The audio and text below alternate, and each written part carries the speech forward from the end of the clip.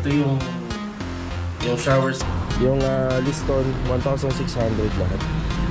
Buhangin. Ayun yung buhangin pala ng first batch. Nakita natin kung may mapupundi. Ay, sinis na. Malinis. Oo, malinis. Dito. Para maano po namin. Yan, 3,800 pination nito.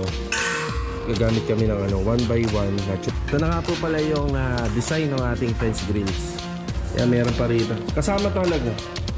Yan, palilitawin po natin yung yan. So dito bawal pa po yun.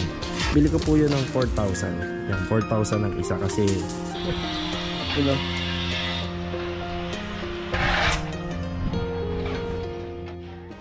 mga karos, good morning po. Yan, good morning. Kamusta po tayong lahat? And welcome pa po muli dito sa ating channel. Bali, October 27, araw po ng Biyernes. Bali, ito mga karos, may dumating tayong delivery kahapon. Ito, yung ating gagamitin na wall-fluted panel. Yan, dark gray. Yan.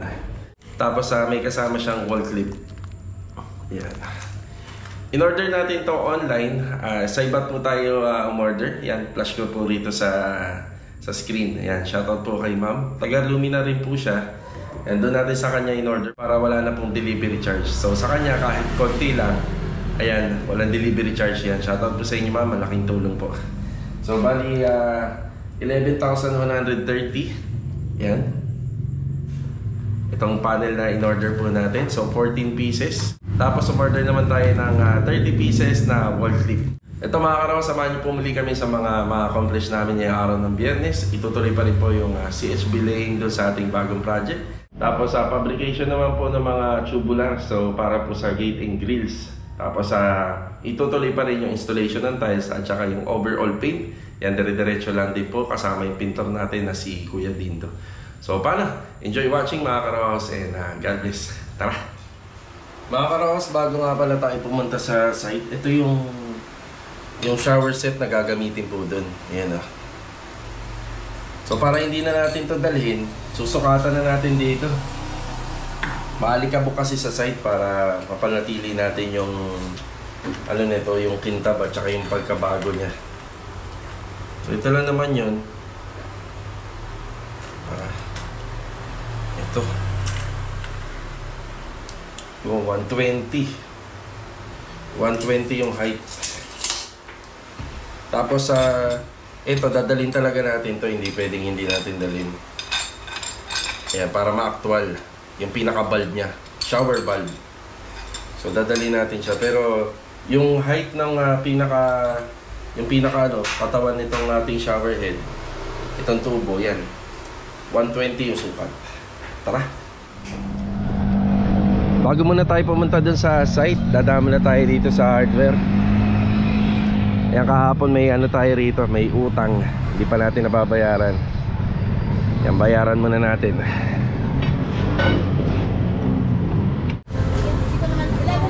Okay na? Bilangin natin sir sa plate.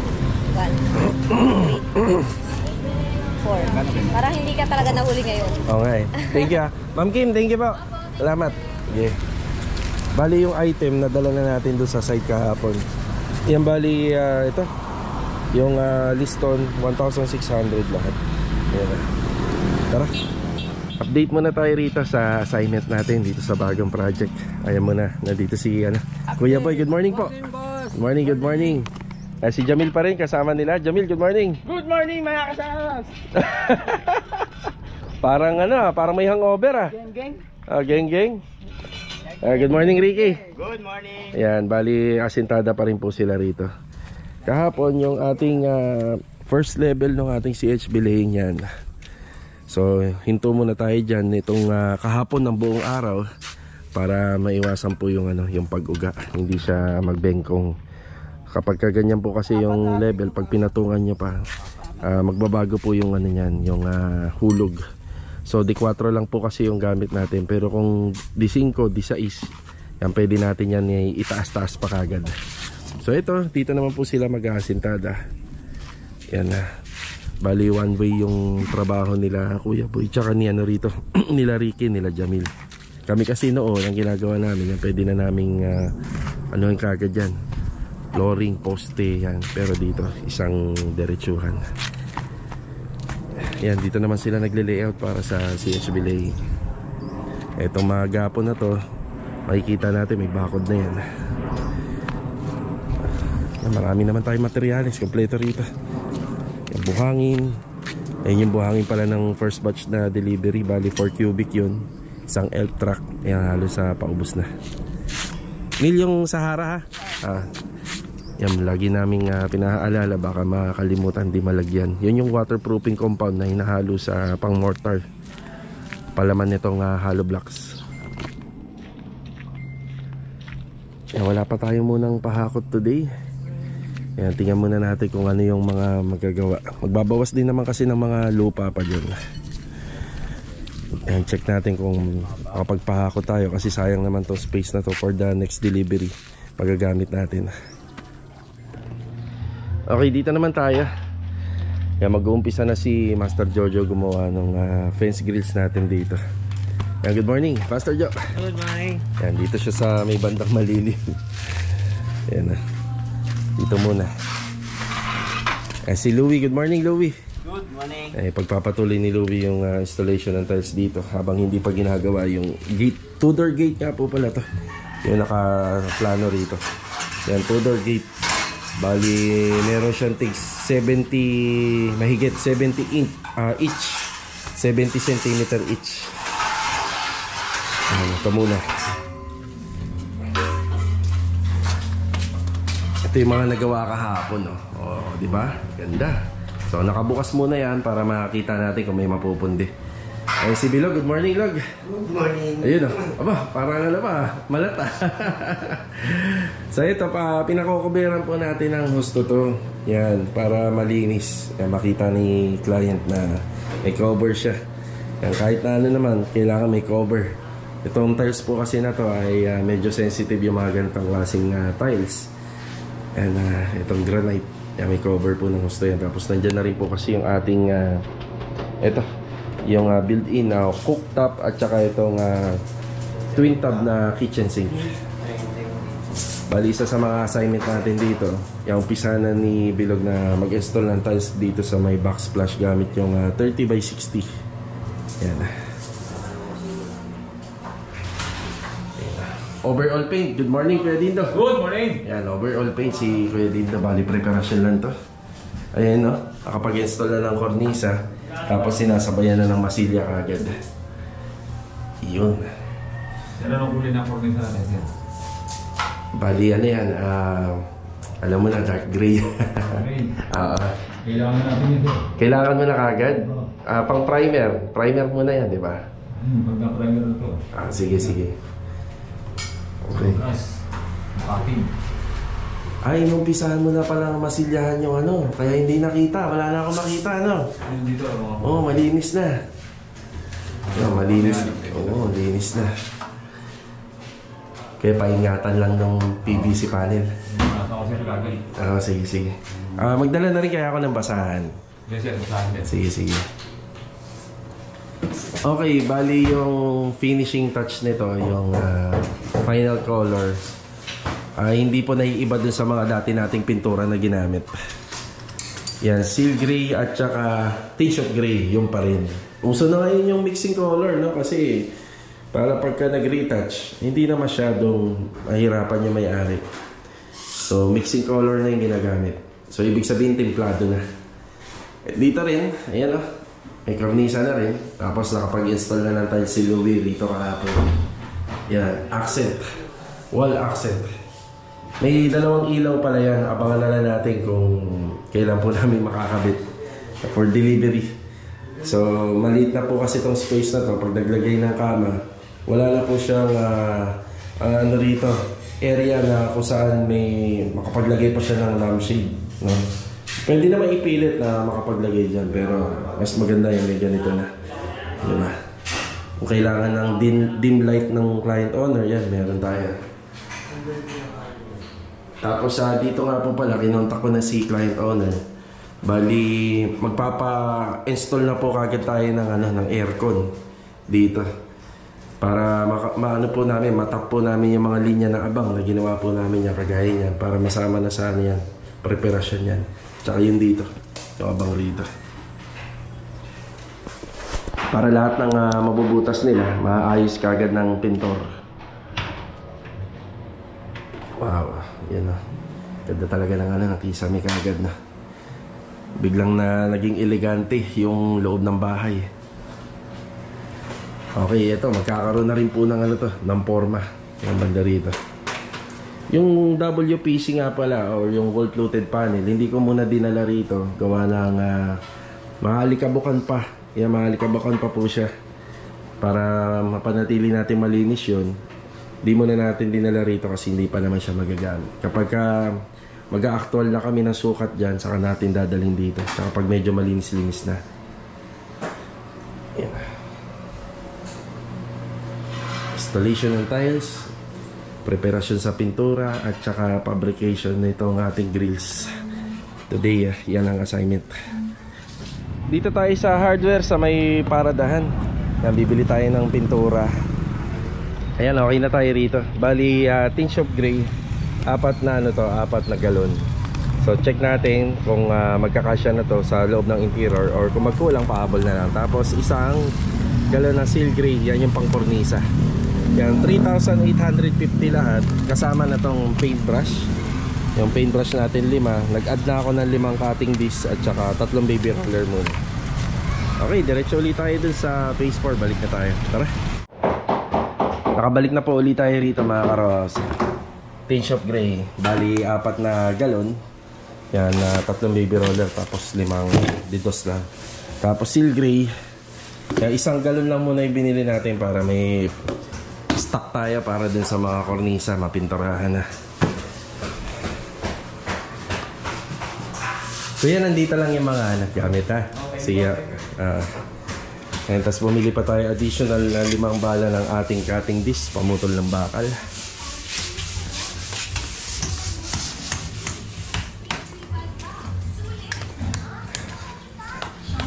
Ayan yung pinaka-framing ng ating fence grills dito.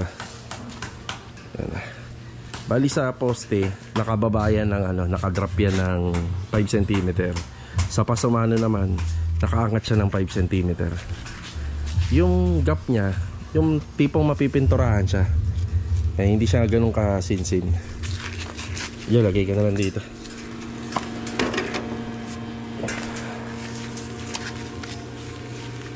Haba daw. Kasing haba na. Yung combination nito, gagamit kami ng 1x1 na tubular at saka 1x3. Ayan mga karos, kakatapos na natin na mananghalian. Apya. Yan, lalabas po tayo. Yan, nagkulang po ng tiles dun sa ginagawa ng kitchen counter ni Bilog doon sa ongoing project natin. So dito lang naman natin binili yan sa may bandang paradahan. Yan, bibili tayo mga 2 piraso po ng 30x60 na pang box flush wall. Yan. Wow, ganda ng weather natin Mukhang hindi uso ang ulan ngayon. Tara, let's go. Dito na tayo. City Mini Home Depot. Yan, dito natin binili yung tiles. Ito yung kulang natin. Yan. Saan ba? Ito? Ayan, yan. Thank you. Sanusunutan tayo ng kata. Okay, yung 2 tiles natin, 170 pesos. Ayan. Balik na ulit tayo rito sa phase 4. Laga. 2 piraso. Sakto lang yan, laga. Ayan, kulang ng 2 piraso. Ito na nga po pala yung design ng ating fence grills. Yan. Framing niya 2x2. Sa gitna meron siya suporta, hinati natin. Tapos yung pinaka horizontal na bracing niya, 2 1x1 muna, 1x3, 2 1x1, then 1x3. Yan. Ganda. Tingnan natin kung magkakasya to lahat ng mga bakal natin.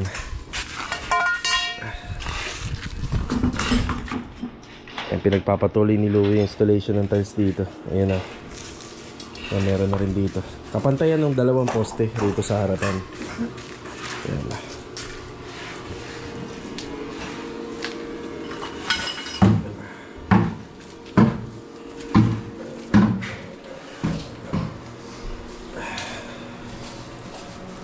Ayos yung laser ah. Pinagpatong-patong na ba siya ng pintura? Ayan, bakit nagkulang? Ayun, yun doon sa dulo pa, sa kanto. 2, 4, 6, 8, 10, 12, 14. Ayan, meron pa pala ron. Kanto. Ito sa taas natin. Oh, isa. Oo. Sa range. Yung sa ano, dito pala. Ayan, pag nagsusukat ako, lagi ko nakakalimutan yung dyan sa part na yan. Kaya pala. Kasi ito, 14. 14 na po ito lahat, yung unang binili ko. Kaya meron pa rito. Kasama tawag na. Kasama na siya dyan. Yan o. Astig. Astig po. Ganda-ganda. Dindo. Ay, si Dindo rito. Yun o. May application na ng ano, ng seal gray yung ating kornisa. Tapos tin shop gray yung wall. Kuya, may schedule tayo bukas. Aircon. Yun dun banda. Ayan, saan natin dun. May titibagin ng konti tsaka rito. Kaya, oo. Yan, di sa gilid yun, yan yung malapit dun. Yan, bali bukas papupuntahin ko si Master Batang dito pag natapos to ni Bilog. Yan, bali pasusukatan na natin sila yung ano rito, yung overhead cabinet. Yan, pag natapos nito ni Bilog tong ngayong araw na to, bukas pasusukatan na po natin yan. Bali gawa po to sa aluminum yung cabinet dito at saka dito sa ilalim. Hindi ko lang alam kung ang kulay nito ay puti or black, pero para sa akin ganda sana puti. Para yung combination color ng black. Yan, lumitaw. Dito may wall fluted panel tayo rito. Simula dyan. Dito pati sa TV cabinet. Yan, palilitawin po natin yung ano, yung design. So kung sa akin maganda rin dito yung pintuan na may glass and aluminum combination. Pero depende kay ma'am kung ano yung gusto niya. So pwedeng purong puti lang, parang modular ang style. Pero kung black pa, yun nga, medyo dark na talaga rito. Sabagay, kisa may puti. So, sa akin, kung ako tatanong, mas maganda yan. Puti ang gagamitin na aluminum. Aluminum cabinet.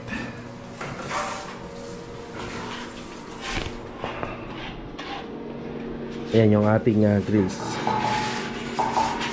So, dito, naglagay pa kami ng tukod dito para matibay. Ayan. Dito sa gilid. Sa baba pala, sa baba. Tapos naka ano na yung hulog na yan dito sa gitna. Meron lang tayong ilang katanungan na sasagutin mula kay Rovi Niso. Yan, ito po yung kanyang tanong. So ito nga po daw bang space sa harapan ng bahay, ito ay pwede daw bang tibagin yan tapos sasakupin na para lumuwag po daw yung yun sa loob. Tama po ba? Gagawin na lang sala para mas may space. So mas para sa akin, mas maganda pa rin na may ganyan, may fence, no? Wag naman isagad na pinto kaagad. So dito bawal pa po yun. Kasi gusto ni developer na yung harapan ng bahay ay may model pa rin. Kumbaga hindi masasagasaan yung harapan ng bahay, yung tinatawag na facade. Pero kung yung tanong nyo, itong corner na to ipapantay na rito, bawal pa rin po. Pero mas magandang idea yon. Kung yung corner na yan na ipapantay na lang dito sa kanto para mas maluwag, mas maraming idea yung pwedeng gawin, mas maraming setup plan yung pwedeng gawin. So sa ngayon bawal pa po yan. Yan, maraming salamat po sa inyong katanungan. Mula naman kay Jose Marie Victoria, yung drainage system dito D4 yung inabutan namin dito, pero yung mga linya namin ginawa na lang namin size 3, no, size 3 na lang po yan. Hindi naman po ganun kahaba yung bahay at saka hindi naman po ganun kalaki. Ayan, yun po yung sagot natin doon. Yan, maraming salamat po. Pero kung pipilitin na gumamit ng size 4, pwede naman. Yan lang, mas malalalim po yung huhukayin doon sa abang ng linya. Yun lang naman yung disadvantage. Tapos mula naman kay Orlando Fernandez, yung brand po nung ratio na binili ko sa All Home, La Germania po yun. Yun yung sikat at saka subok na. La Germania. Pero yung iba naman, okay naman. Kagaya ng mga half fillet. Yan, magagandang brand din po yan. Magkano natin nabili? Nabili ko po yun ng 4,000. Yan, 4,000 ang isa kasi may discount siya. Single motor po yun. Meron nagpapa-greet sa atin. Ayan, happy birthday. No? Happy birthday kay Ryle, Matthew, Nuki. At saka sa kapatid niya na si Ma'am Leia Todense. Yan, happy birthday po sa inyo. God bless and more birthdays to come pa. Ayan, biglang liwanag dito. Wow. Bumukha ng kwarto kagad. Yung sa mga pintuan hamba, mahuhuli na po sa pintura dito.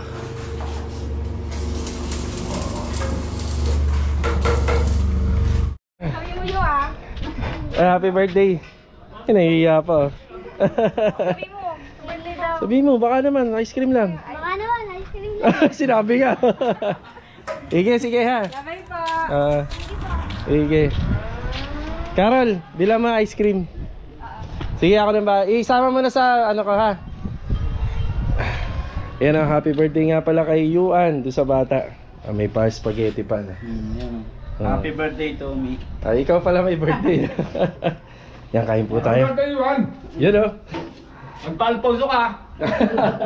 Bata pa kuya eh. Joke lang. Yan, kain po tayo. Spaghetti. Oh, di ba? Maambon. You know. Naambon pero ang ganda-ganda ng araw doon. Kasalukuyan po kaming naglilinis dito. Ayun yung mga kalat. Tapos yung mga nakasako na iba pang mga panambak, ayan. Tapos nililinis na namin yung kalat doon para maganda-ganda naman tingnan. Yan. Ay nililinis na po namin yung kalat dyan para maganda na po siya tingnan. Okay, yan lamang po yung update dito sa ongoing project natin. Ayun yung grills. Malakas yung ambon. Mukhang uulan. Tapos yung sa tiling, ayan. Ay sa paint. Yung basa yung camera. Tsaka yung installation ng tiles dito. Wow. Ayan, nakompleto na. Ganyan po lagi yung installation ng tiles kasi bagya mataas yung rain shield. Minsan pag nagsusukat ako nakakalimutan kong bilangin to. Kaya nagkulang pa ng dalawa. Ayos.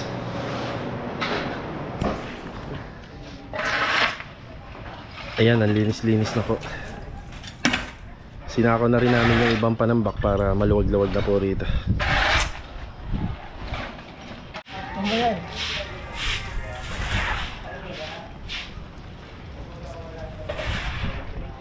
Dito naman po tayo mag-update. Bali hindi na po natin sila inabutan dito. Pumunta po sila doon sa kabilang project natin. Yan, tinulungan po nila tayo maglinis doon. So ayun, hollow blocks, graba, buhangin. Yung unang batch ng buhangin natin halos masisimot na. So ito, CHB laying. Sa corner. Yan, paikot. Yan na.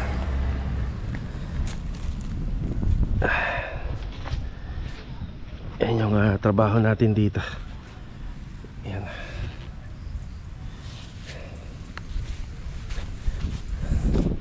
Yan, bukas Sabado kukontinue na lang po yung sintada nito. Yan. Tapos Linggo may pasok po tayo. Tapos sa Lunes baka half day lang tayo kasi yung butuhan dito sa amin hanggang alas 3 ng hapon. Yan. Hindi na pwedeng bumoto ng gabi. Hindi tayo makakahabol para maka whole day. Yan lamang po yung mga naganap ngayong araw po ng Biyernes dito sa bagong project natin. Let's go. Tara.